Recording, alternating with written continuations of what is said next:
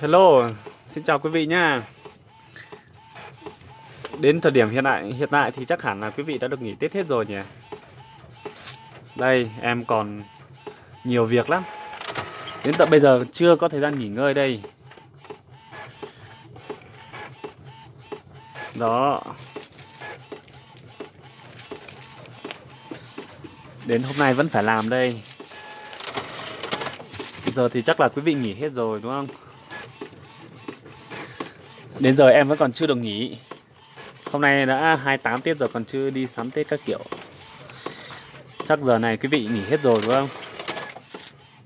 Đây. Đó, những cái công việc hàng ngày vẫn phải làm. Đến tận bây giờ vẫn chưa được nghỉ. Đó, hôm nay vừa có khách ra làm thiệp nữa. Công nhận ngày cuối năm càng ngày càng đông, càng ngày càng nhiều việc. Đó. Ôi giời. Không biết là quý vị đã sắm Tết đến đâu rồi. Em hôm nọ đi chợ phiên. Đi đúng một buổi chợ phiên là phải về nhà làm việc luôn. Đó. Cứ làm suốt thôi mà.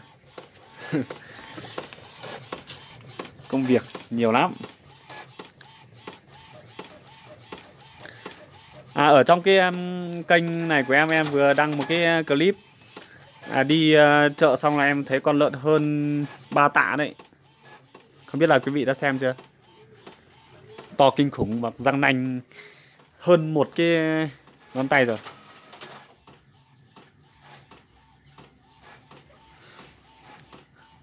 Đó, mình cũng đang định nghỉ rồi nhưng mà lại có khách nhiều quá.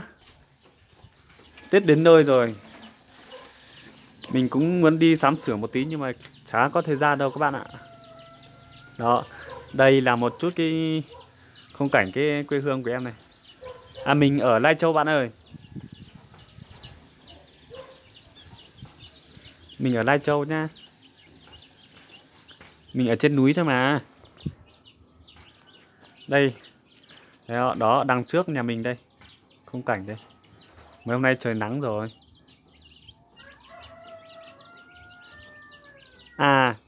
Bạn ở Sapa à? Trước mình cũng lên Sapa mà, mình lên đấy 2 lần rồi. Một lần lên đến đỉnh Phan Xipang rồi. Còn lần thứ hai thì mình đi Thác Bạc. Mình trèo cái hôm đấy mình xách 2 cái máy tính. Xong trèo lên cái Thác Bạc ấy, Thác Bạc ở trên đấy. Công nhận mệt. Mà Sapa đẹp nhỉ.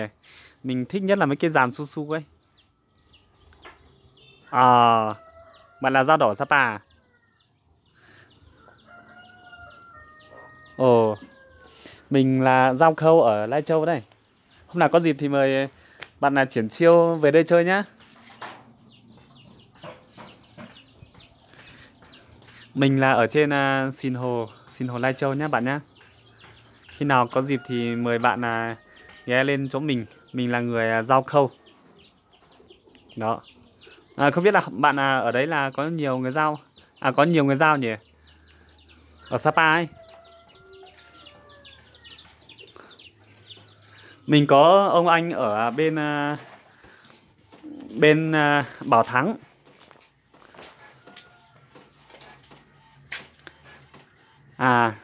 Rồi. Mình có ông anh cậu ở Bảo Thắng đây nhưng mà không biết là ở đấy có cách Sapa xa không? Mình chỉ đến Sapa thôi, còn Bảo Thắng ở chỗ ông thì mình chưa đến. Đây là cái trang phục ở chỗ mình này. Đó. Đây. Đây là trang phục người Dao ở chỗ mình đấy. Rất tiếc đây chỉ là ảnh thôi.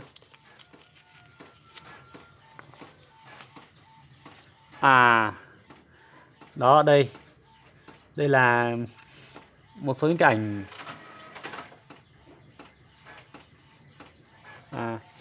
Bạn học ở đâu?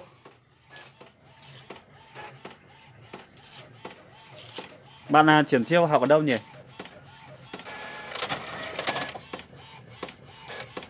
Đó, công việc của em đây. Hôm nay 28 Tết rồi. À.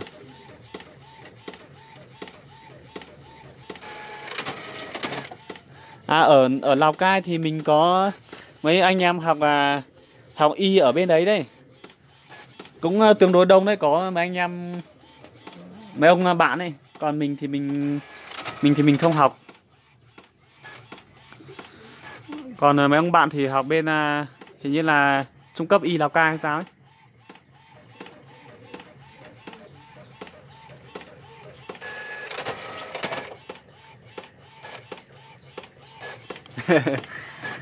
Đây số mình đây bạn ơi. Đó.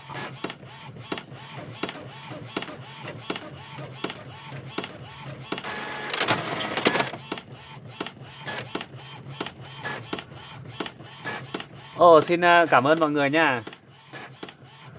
Đó, đây là cái số điện thoại của mình này. Mình thì chuyên vấn đề in ấn thôi, chứ còn ngoài ra những cái khác thì mình chỉ chơi thôi. Suối nước nóng ở Sapa mình chưa nghe. Ở trên mình cũng có cái suối nước nóng này, suối nước nóng ở trên Phong Thổ đây. Nhưng mà thật ra thì mình cũng chưa có dịp lên đấy bao giờ. Còn ở chỗ các bạn ở chỗ Sapa thì chỗ mình lên rồi, nhưng mà mình không biết là có cái suối nước nóng ở đâu nữa không. Thì mình cũng không rõ. Đây bạn này, số điện thoại mình đi nhá.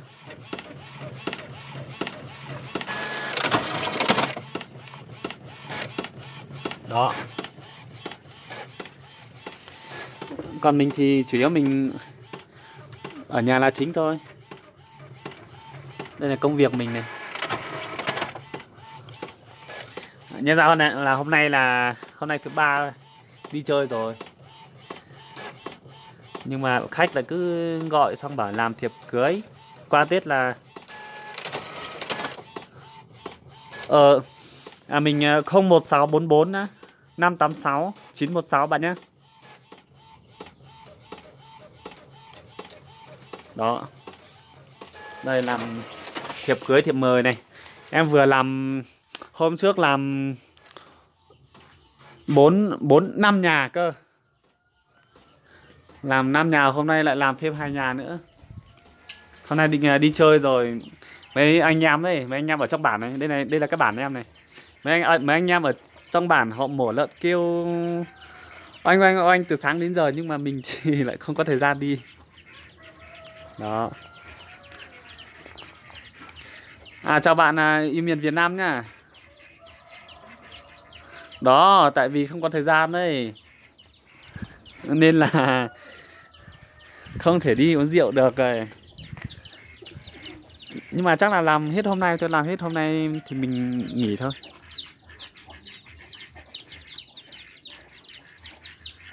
Đó. Ở chỗ mình thì chỉ như này thôi, đơn giản như vậy thôi. Đó, đây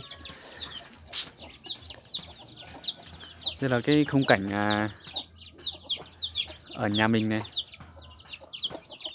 Đó, quay đi quay lại thì cũng mấy cái cảnh này thôi. Cảnh chân thật nhất. Đó.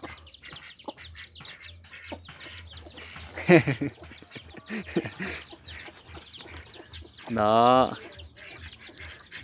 Nhà mình nuôi hơn 20 năm con vịt, nhưng mà cái đợt rét vừa rồi chết hết. Còn lại con này bao giờ công nhận là cái đợt rét. Ô, không biết bạn nào nháy mình nhỉ?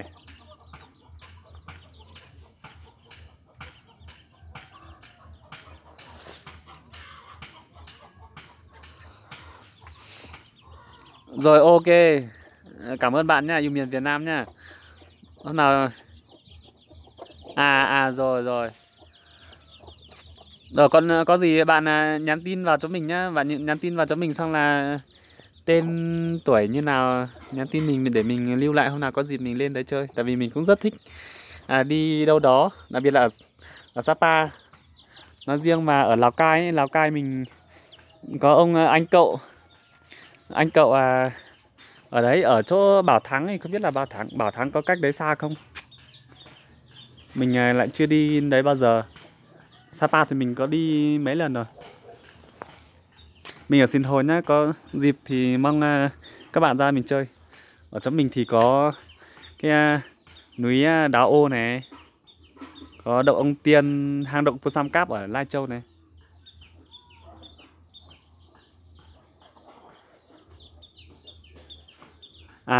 Rồi rồi.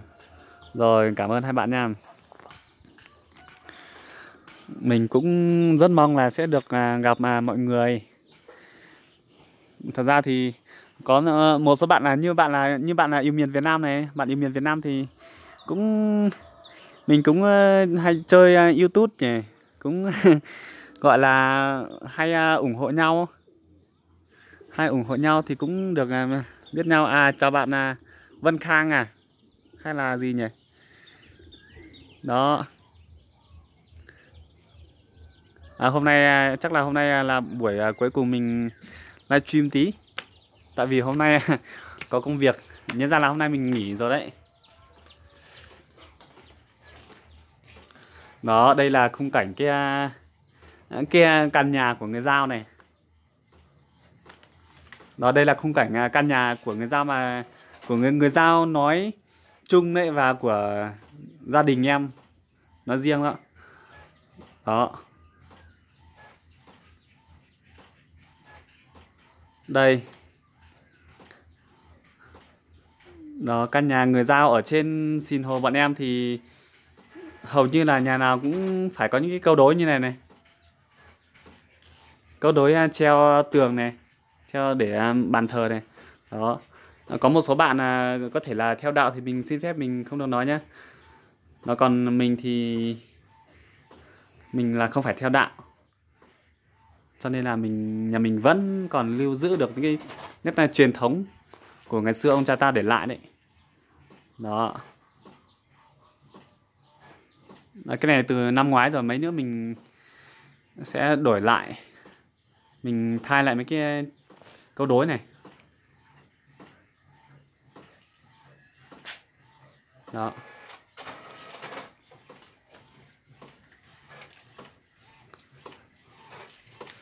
Đó, hôm qua hôm kia đây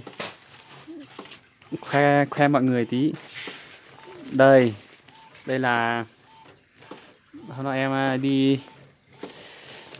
em đi chợ mua được cái giấy này này. Không biết là chỗ mọi người có dùng cái giấy này để mà viết câu đối không? Đó, đây giấy này là em dùng để viết là những cái câu đối này. Đó, thiên hạ đấy, thiên hạ. Em thật sự là cái này em không biết nhiều, là mình chỉ biết viết như này thôi, chữ thì xấu. Đó, đi chợ thì mới sắm được cái này. Anh em người ta gọi về rồi, gọi về mình làm rồi. Đây. Đó. Đây là cái giấy để mà mình viết câu đối treo nhà ngày Tết ấy. Đây này. Đó.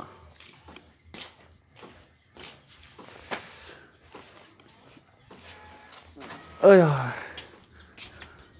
Không biết là chỗ các bác đã nóng chưa? Đó, chỗ em thì hôm nay như này rồi. Tí nữa bạn triển siêu. Bạn nhắn tin rồi nhỉ? Rồi nhắn rồi, tí nữa để mình lưu lại, hôm nào mình lên Sapa mình gọi nhá. Rồi hôm nào mình lên Sapa mình gọi cho. Xong là rủ nhau đi tắm suối nước nóng tí nhá. Bạn ở Nậm Căng à?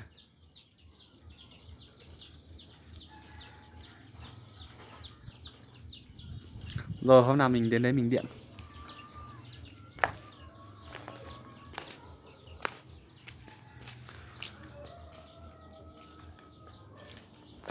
À, suối nước nóng Tân Uyên là ở chỗ mình mà.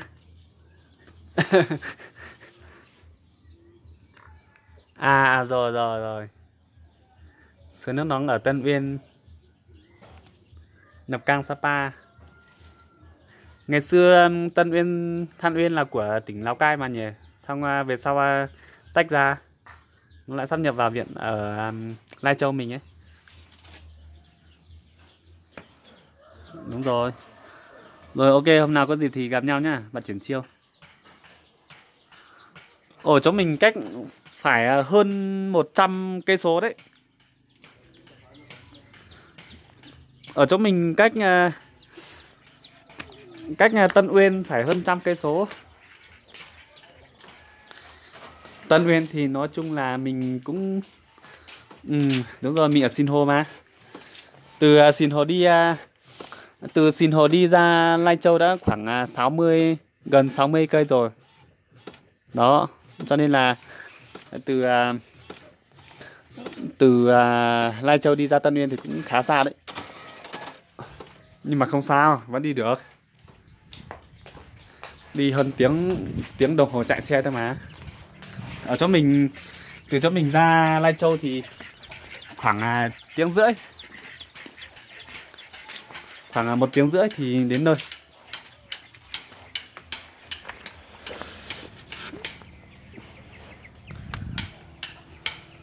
Ôi, đợt vừa rồi ở chỗ mình trời lạnh quá. Con trâu thi nhau chết. Nhà mình có một con nhưng mà đi rồi. Chán lắm.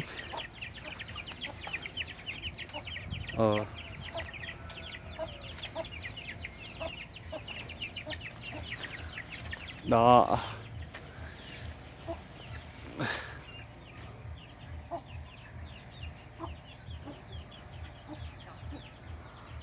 Ở đây mình có mấy cây địa lan nhưng mà không biết là mấy cái này nó có phải loại xịn không.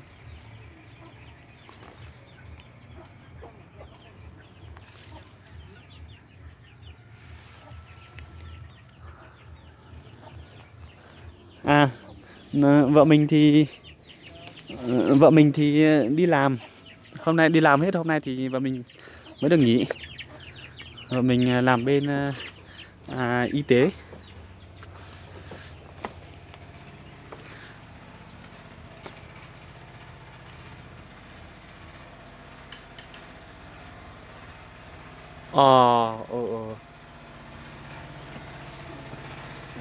Mấy cây này mình lên rừng ngày trước ấy, ngày trước mình lên rừng mình hái củi. Cũng cách đây khoảng 3 năm 4 năm rồi quá. Cái lúc đấy mình lên rừng mình lấy củi thì thấy nó ở đấy, sau mình lấy về tách nhánh. Đó, đây quay lại một chút mấy con lợn nhà em đây. Đó, ngày kia là con này sẽ đục thiệt. Cái này phải cho phân trâu nó mới tốt hả bạn? Mình không dành về cái này. Nuôi được mình trồng được 3 4 năm rồi nhưng mà nó mới chỉ như thế kia thôi. Hoa này là cái hoa đầu tiên nó mới ra đấy. Đó.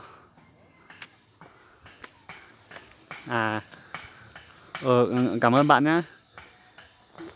Thế chắc mai kia mình phải đi kém ít phân cho vào rồi. Tại vì một phần là cũng không biết là nó là cái loại xịn hay là không xịn ấy. Cho nên là mình cũng không muốn chăm sóc. Trước mình có hỏi mấy anh em nhưng mà họ cũng không dày về cái đấy cho nên họ cũng không biết. Mình thấy hoa của nó cũng vàng vàng đỏ đỏ ấy. Cái nhụy hoa hình như nó đỏ đỏ. Chẳng biết là nó xịn hay là nó đều. Mình không muốn chăm sóc. Đó, đây một con chó nhà em này.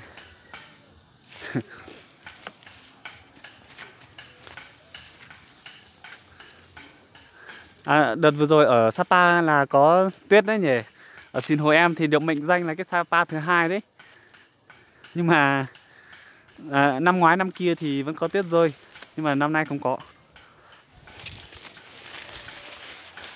Thật ra thì nhiều anh em ở dưới vùng xuôi họ cứ bảo là thích xem tuyết, nhưng mà mình ở chỗ mình thì thật sự là mình thấy tuyết rơi là mình cũng thấy thương cảnh bà con rồi.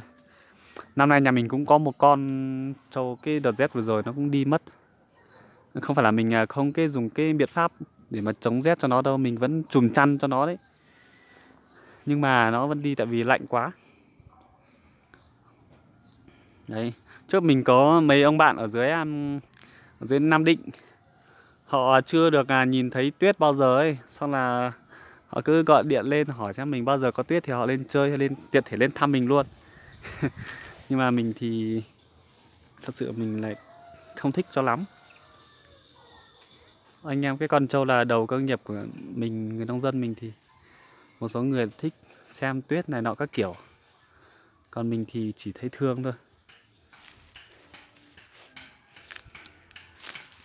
Đây, ở trên em thì nhiều loại lắm, cứ lên rừng là có ở đây. Cái này cây thuốc này. Đấy, không biết là bác nào có nhận ra cây thuốc này không? Đó, cây này cây thuốc hiếm đấy. Quả này ăn được này. Đó, quả này bây giờ còn chưa chín. Đúng rồi đó bạn.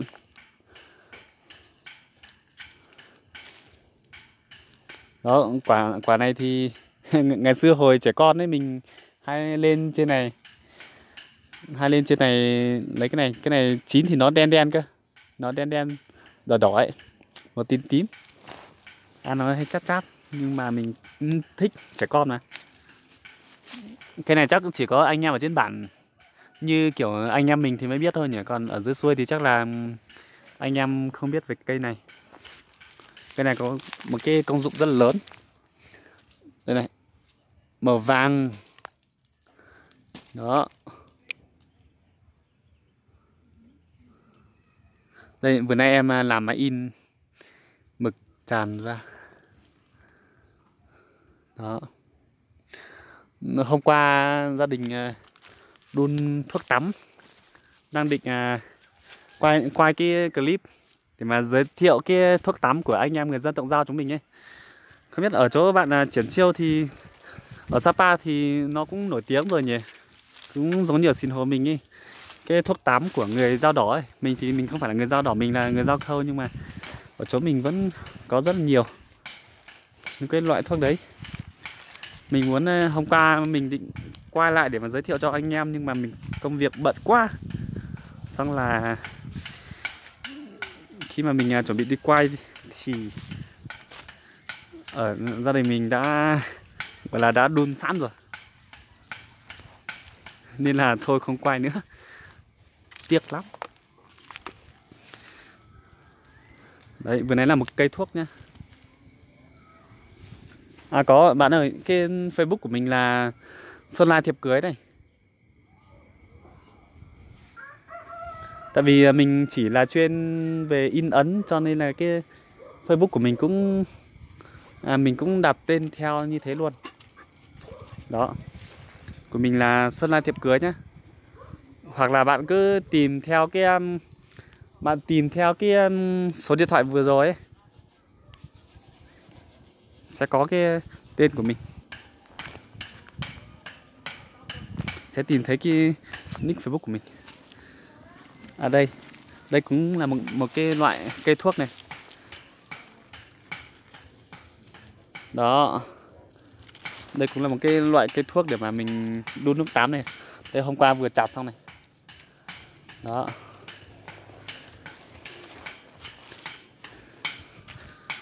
Đây ở chỗ mình có mấy anh em đang rèn đấy. Đó. Tí nữa em sẽ đi qua cho anh em xem. Đó. Thôi em đi xuống xem cái công việc đã.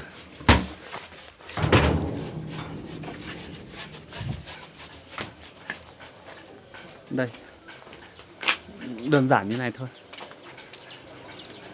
Thôi em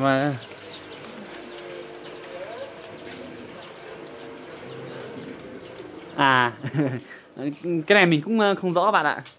Tại vì ở chỗ mình thì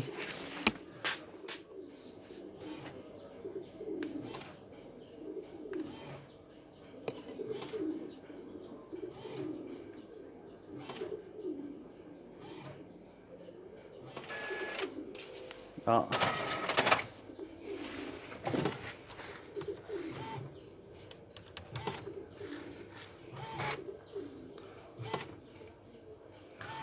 Rồi, máy này chạy chậm rồi. Thôi em làm việc rồi nha các bác nhé. Rồi hẹn gặp lại các bác trong cái clip lần sau nhé.